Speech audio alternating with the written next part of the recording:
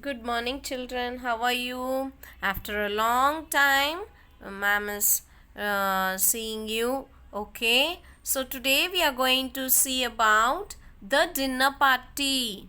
Okay, so this is a beautiful story. The dinner party is a fictional story. Okay, it is written by Mona Gardner. Okay.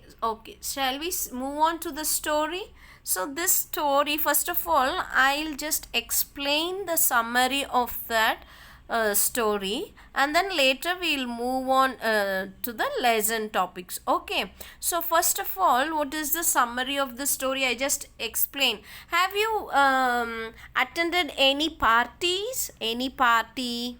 Friend's birthday party, auntie marriage party. Okay. So you are happy and you will be dressed very well, and also many of them will be seated for the dinner. Okay, so dinner is at night, lunch is afternoon. Okay, so see here, during this dinner party, some um, commotion taking place. Okay, we are discussing about that is the story, that is the plot of the dinner party. Okay, so let me move on. Okay, so the dinner party is a fictional story, short story, and it is written by Mona Gardner in India. So this taking place in India. Actually, this is here we have there are few characters in this short story. These characters are, see, the American naturalist. That is the one who knew that in the story we are going to see a animal. Okay, so he is the one who is checking about that. Okay, I'll tell you later. Okay, the American naturalist is there, and then colonial officer is there, and his wife is there. Okay, and the young girl. These are some of the characters you are going to come across. Okay, so see, listen to the story. The dinner party. See, in India, a colonial officer and his wife host a dinner party and invited all the higher officials. He invited all the army officers and some big shots like VIPs, okay, the government persons, okay, all of them, and with their wives, and the American naturalist also there. Okay, he was also invited. So in that, have you noticed when you were in the parties, or when you have some gatherings, all aunties will gather together, all kids will gather together, all annas will gather together? Yes or no? They all will chit and chat. Yes or no? So like that, a spirited discussion sparks up between a young girl and the colonial. Okay, in which the girl believes that women have outgrown the fright from seeing a mouse era, but the colonial denies that and says that men have more control than women in every situations. Okay, so suddenly what happens, an American notice that the house is very still and summons a native boy over to her, who then leaves the room in a hurry and places a bowl of milk on the veranda outside of the room, knowing at the point that there is a cobra under the table. So the snake cobra is under the table. He creates a game for the guest to see who has control by staying still for 300 seconds. For 300 seconds. Okay, if it is you and me, we all will scream yes or no. We'll shout and we'll rush out of the hall.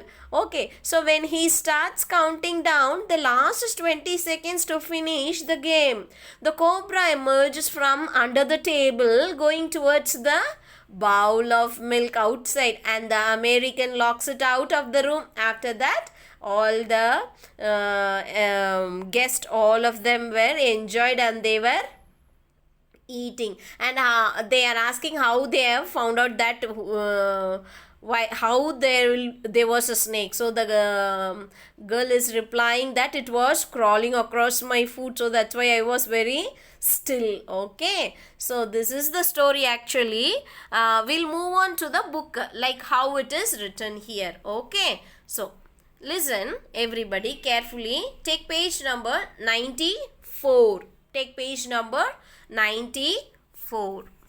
So now I think with this summary of that story, now you might be clear. Okay, you might be clear with what we are reading now. Lesson 8, The Dinner Party, Mona Gardner. The country is India. A colonial official and his wife are giving a large dinner party. They are seated with their guests, army officers and government officials and their wives, and a visiting American naturalist.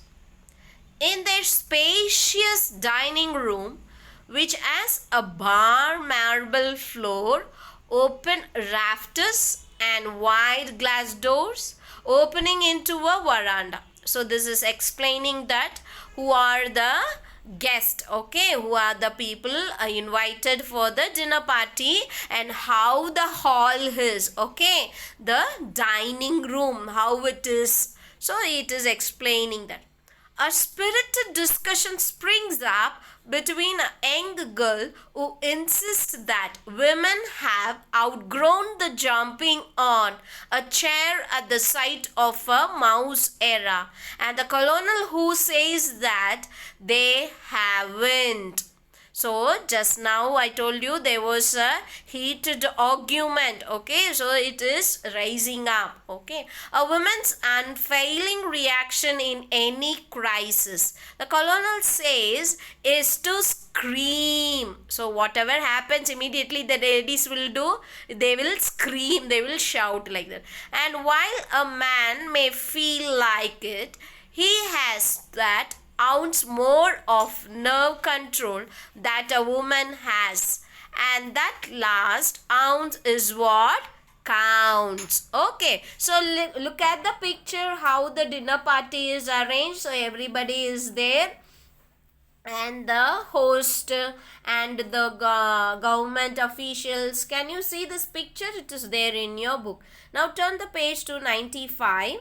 The American does not join in the argument but watches the other guest.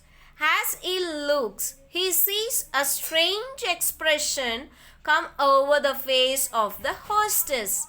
She is staring straight ahead, her muscles contracting slowly. With a slight gesture, she summons the servant standing behind her chair and whispers to him. The servant's eyes widened and he quickly leaves the room.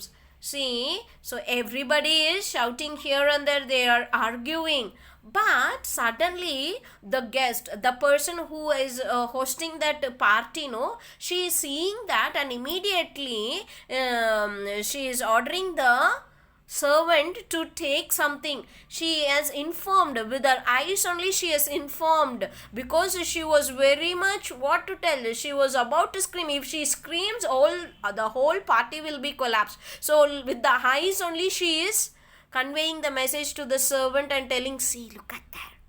Have you seen that?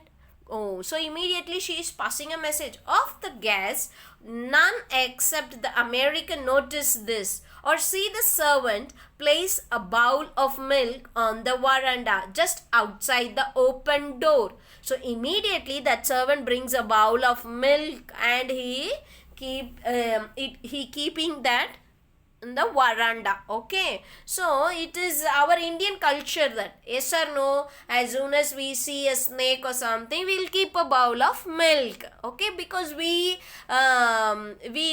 believe that it is a god. Okay, so that's why we place them milk. Okay, so the American comes to with a start. In India, milk in a bowl means only one thing: bait for a snake. He realizes there must be a cobra in the house. So this American know immediately he got a clue that as soon as they kept a bowl of milk, he got a clue that there is a snake inside the room. He looks up at a rafters, the likeliest place, but they are bare. Three corners of the room are empty, and in the fourth, the servants are waiting to serve the next course. There is only one place left under the table. So he is guessing that he is looking all the three places, all the three corners. See, in our room we have four corners. In all three corners everything is empty, and in the last fourth corner all the waiters are standing there to serve the food. Then that man is immediately thinking that it may be under the table. So see, everybody is sitting and having their dinner. So this person alone is checking. He got the clue, so he is checking. Okay, so what happened next to that? His first impulse is to jump back and warn the others, but he knows the commotion would frighten the cobra into striking. He speaks quickly, the tone of his voice so rasping that it sobers everyone. I want to know just what control everyone at this table has. Now they were talking about how much control we have. Yes or no? So suddenly, immediately what happens, this person is asking them, let me check how many of them are having that control. Okay, so that 5 minutes and not one of you is to move a muscle. So he is going to count 300. So those who move will forfeit 50 rupees. Ready? Like that he started. The 20 people sit like stone images while he counts. He is saying 208. When out of that corner of his eyes, he sees the cobra emerge and make for the bowl of milk. See, he is counting. I will count 300. So he was about to, he counted already 207. He finished. When he started 208, he saw that the cobra is moving towards the bowl of milk. Screams ring out as he jumps to slam the veranda door safely shut. So, what happened immediately when the cobra went out? He closed the door. So the story is that while all of the guests were playing the Americans game, the Americans started to count down. So the final 20 seconds are there. Yes or no? The cobra comes out from under the dinner table. Okay, so it goes to the bowl of milk on the veranda, and the American locks it out of the room immediately. Okay, so immediately he closed that door. So that's how, that is the story actually. So you were right, Colonel. The host claims a man has just shown us an example of perfect control. Just a minute, the American says, turning to his hostess. Mrs. Wayne, how did you know that a cobra was in the room?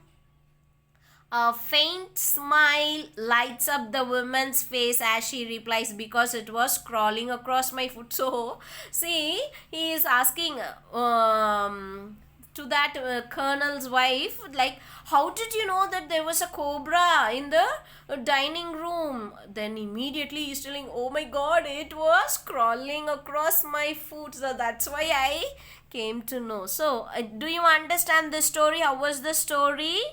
See, so there is a message in this story. See, in this message, actually, what is the message? So the story is control in situations of both men and women. So the story tells us that in every situations, all the situations we are placed in, we must take control of it and make the best of it. Okay, so is that clear, children?